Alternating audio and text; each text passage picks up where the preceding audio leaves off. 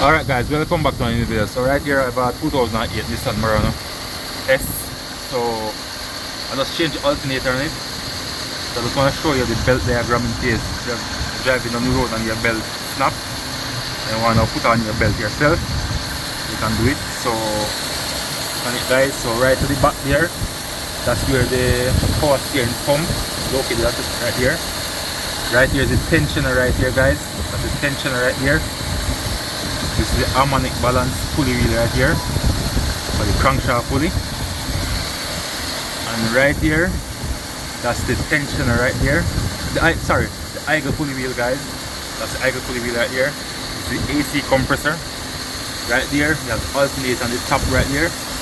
So take a good look on the belt, how it's run guys. That's it right here. There you go.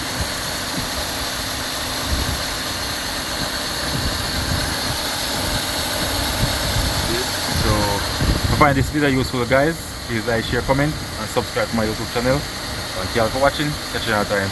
Bye.